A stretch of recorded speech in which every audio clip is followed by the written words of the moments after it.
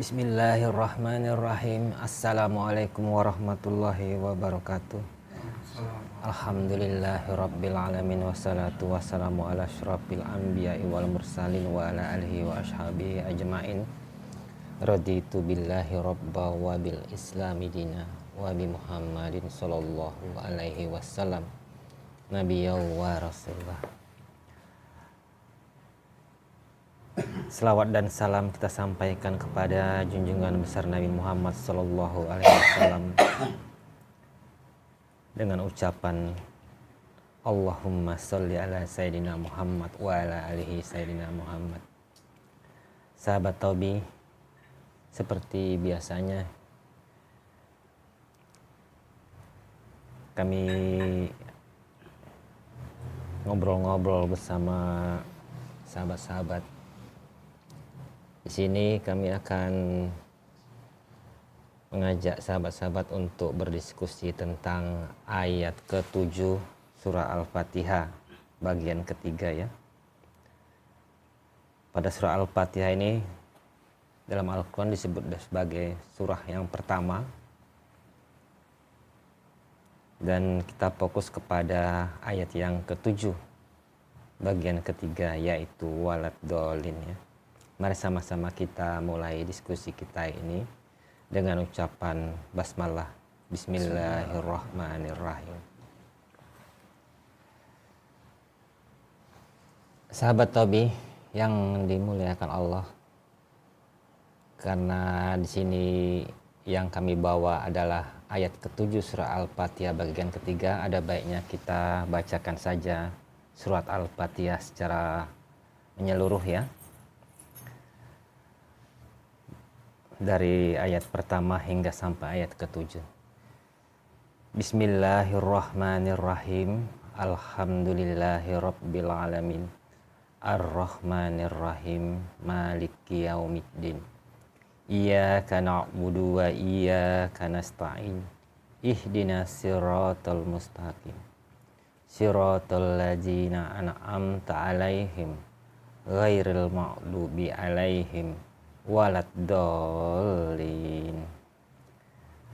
Nah, kita berfokus kepada ayat ke-7 di bagian ketiga, yaitu walad dolin ya. Secara bahasa Indonesia, walad dolin, umat muslim mengartikannya adalah bukan jalan orang-orang yang sesat. Bagi kita yang mengaku umat muslim, pastilah kita wajib membaca Al-Quran, surah Al-Fatihah di setiap rakaat pada sholat. Dan kita pasti mengakui bahwa Al-Quran itu ditujukan bagi orang-orang yang mengaku muslim. Sebagaimana kita membaca sepenggal ayat yang paling terakhir di surah Al-Fatihah ini, yaitu walad dolin. Di sini Allah menyadarkan kita, artinya mengajarkan kita bahwa kita butuh bermohon kepada Allah untuk mendapatkan jalan, yaitu bukan jalan orang-orang yang sesat. Dimana kalau kita pisahkan antara waw dan dolin, di sini dolin saja tadi kan sesat, disebabkan karena ada huruf waw, walad dolin, di situ disebut sebagai bukan jalan orang-orang yang sesat. Bukan jalan yang sesat kita maknai sebagai jalan yang lurus atau jalan yang Allah ridhoi. Nah, jalan inilah yang menjadi pengharapan bagi setiap orang, terkhusus orang-orang yang mengaku muslim. Tentunya kita harus ketahui di mana kita harus sadar permohonan kepada Sang Holik akan jalan yang lurus. Kenapa kita menyatakan permohonan itu? Mari sama-sama kita cermati secara logika. Kita ambil contoh seorang anak yang merengek atau memohon atau meminta kepada sang ibu. Misalnya meminta makan atau meminta minum susu. Sudah pastilah sang ibu tadi itu memahami bahwa sang anak pasti belum makan dan belum minum. Artinya dia dalam posisi yang sedang lapar. Begitu jugalah kita harus memaknai dari surat ini. Tatkala kita bermohon untuk mendapatkan jalan yang bukan jalan yang sesat, artinya berarti kita sedang berada pada posisi sesat itu pula. Kalau kita berada pada posisi aman, kenapa kita meminta jalan yang bukan jalan yang sesat? Nah, pada ayat ini, siapakah yang bermohon jalan bukan jalan yang sesat? Sebagaimana pada ayat ke-6 surah Al-Fatihah, kita telah bermohon pada Allah akan jalan yang lurus. Dan kita telah menyatakan permohonan yang maknanya kita berada posisi di mana kita wajib meminta jalan yang bukan jalan yang sesat. Sahabat Taubi, adakah kita sadar bahwa kita semua anak cucu Adam alaihissalam ada pada posisi sesat itu? Terbukti bahwa kita telah meminta kepada Allah jalan di mana jalan itu bukanlah jalan orang-orang yang sesat. Ada orang yang sesat dalam petunjuk, yaitu Muslim itu sendiri. Ada juga orang yang sesat di luar petunjuk, yaitu orang-orang yang di luar Muslim atau non-Muslim. Bahwa orang yang sesat di dalam petunjuk jauh lebih berbahaya daripada yang tidak dapat petunjuk atau orang-orang non-Muslim. Kenapa kita mengatakan begitu ya? Terkhusus Muslim atau orang-orang yang dalam petunjuk, kerap kali mereka selalu merasa bahwa dirinya telah berada pada posisi aman, merasa benar, merasa suci. Bahkan tidak sedikit dengan ibadah yang banyak dilakukan oleh seorang Muslim itu telah membuat mereka merasa sebagai penghuni surga, dan mereka merasa bahwa mereka lebih baik dari golongan-golongan yang lainnya. Kesombongan yang tanpa disadari telah membuat orang Muslim itu semakin berada pada kesesatan yang teramat berat, sampai ada perilaku seorang Muslim seolah mereka dengan ibadahnya yang luar biasa, dengan doanya yang pernah dikabulkan, bahkan pernah orang memohon doanya lalu terkabul, tanpa sadar ia menganggap bahwa dirinya seakan-akan dialah Tuhan atau merasa terbaik dari golongan yang lainnya. Memang tidak serta-merta dia mengatakan dirinya Tuhan, tapi secara perilaku seolah-olah dia menganggap orang yang lain tadi itu bodoh, orang yang lain tadi itu tidak ada apa-apanya dibanding dirinya. Sahabatku sekalian, marilah kita menyadari sedang berada pada posisi apakah kita sekarang ini. Mari sama-sama kita koreksi diri kita, dan janganlah kita biarkan diri kita berada pada posisi sesat hingga akhir hayat kita. Mari kita renungi kehidupan kita sejak kita dilahirkan hingga kini sampai akhir kehidupan nanti. Dari mana kita berasal?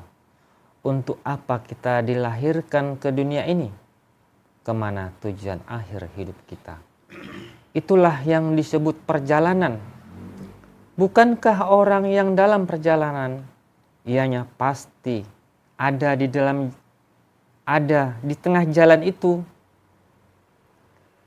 Setiap orang yang melakukan perjalanan hendaklah ia paham tujuannya, dan setiap suatu perjalanan siapapun butuh pemandu. Satu contoh, ada juga yang butuh kendaraan, seperti butuh rambu lalu lintas. Kami mengumpamakannya, pemandu adalah penunjuk yang menuntun agar perjalanan sampai pada tujuan. Tergantung pada tujuan apa yang kita inginkan, maka kita harus mencari pemandu yang sesuai dengan tujuan hidup kita. Bila kita merasa muslim dan ingin masuk pada golongan bukan jalan yang sesat, maka Allah telah memberi ketetapan dalam Al-Quran. Carilah olehmu. Allah telah berfirman dalam Al-Quran tadi, kira-kira begini ya artinya ya. Carilah olehmu mereka yang ahli zikir. Zikir tadi maksudnya adalah mengingat. Dan Allah telah menunjuk orang yang ahli ingat tadi, tentulah ingat kepadanya. Nah, carilah olehmu mereka yang ahli zikir atau mengingat Allah. Mereka yang tiada berharap apapun. Sebab tiada berharap apapun selain Allah. Sebab itulah mereka mendapatkan petunjuk dari Allah Ta'ala. Pada ayat yang terlihat sedikit ini, yaitu walad dolin, di ayat ke-7 bagian ketiga, bermakna bahwa yang sadar akan dirinya pada posisi sesat, wajiblah dengan pemandu. Sebagaimana Allah juga pernah berfirman dalam Al-Quran, hendaklah engkau berpegang teguh kepada tali-tali Allah. Janganlah engkau bercerai-berai. Pemandu itu adalah sang penghubung atau penyambung, maka Allah mengkiaskan sebagai talinya Allah. Tanpa ada tali yang akan menghubungkan kita kepada Allah Ta'ala, mustahil kita tidak berada pada yang sesat apapun yang kita lakukan. Baik itu amal ibadah yang luar biasa ataupun yang lainnya. Sebagaimana Allah menurunkan para nabi dan rasul, tidaklah mungkin itu hal yang percuma. Itulah bentuk kasih sayang Allah, tali-tali Allah, pemandu Allah yang akan menunjuki kita ke jalan yang lurus, di mana sebagian besar seluruh anak cucu Adam adalah berada pada posisi wajib membaca surah Al-Fatihah ini. Terkhusus orang-orang muslim. Secara umum, keseluruhan manusia berada pada posisi ini. Terlebih muslim itu sendiri. Mari kita bergegas untuk segera memahami dan mengenali diri lewat para pemandu yang paham tentang tujuan akhir hidup, yaitu taubat atau kembali kepada Sang Maha Pencipta. Pada huruf waw dan dolin, itulah hubungan hamba dengan Tuhan melalui kekasihnya. Atau orang yang bertanya tentang jalan menuju Allah secara langsung zahir dan batin. Bertemu atau bertatap muka atau berdiskusi tentang jalan menuju Allah yang benar sesuai yang Allah tetapkan. Sebagaimana Allah juga berfirman pada Al-Quran, hendaklah engkau berjalan kepadaku melalui orang-orang yang aku cintai atau kekasihnya, yaitulah para nabi dan rasul dan orang-orang yang terhubung kepada baginda Nabi Muhammad SAW yang masih hidup hingga kini. Sebab itulah alam semesta masih berjalan sampai hari ini. Sahabat Taubi, mari sama-sama kita bermohon kepada Allah jalan yang lurus, jalan yang Allah suka, yaitu lewat para pemandu yang hingga kini masih ada dan masih bisa kita temui dan bertatap muka yang dapat menghubungkan kita kepada Allah. Tentunya pewaris Nabi yang hak atau yang asli.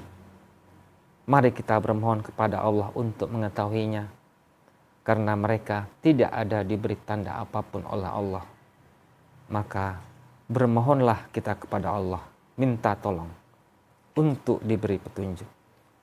Sahabat Taubi, perintah Allah di setiap khutbah Jumat. Allah telah memberikan seruan kepada para kekasihnya, kepada baginda Nabi Muhammad sallallahu alaihi wasallam yang pernah terjadi pada masa Rasulullah Muhammad sallallahu alaihi wasallam.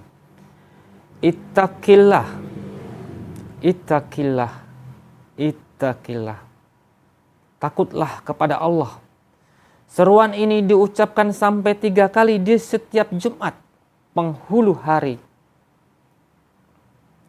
di mana berdasarkan hasil diskusi kami dengan para ahli rohani bahwa Allah tidak akan terpengaruh dengan segala amalan yang hebat kita lakukan, bahwa kita harus memahami iblis juga ahli ibadah, yang tiada mungkin ada manusia yang sanggup mengimbangi kehebatan cara beribadahnya. Karena sesungguhnya Allah menilik segala perbuatan yang ada di dalam hati, jantung pada diri kita masing-masing. Mari kita sadarkan diri. Amin ya rabbal alamin. Terima kasih. Mohon maaf atas segala kekurangan. Mohon ampun saya kepada Allah. Mari sama-sama kita akhiri diskusi kita ini para sahabat. Alhamdulillahirabbil alamin. Wallahu a'lam bishawab. Inna lillahi wa inna ilaihi raji'un. Wassalamualaikum warahmatullahi wabarakatuh.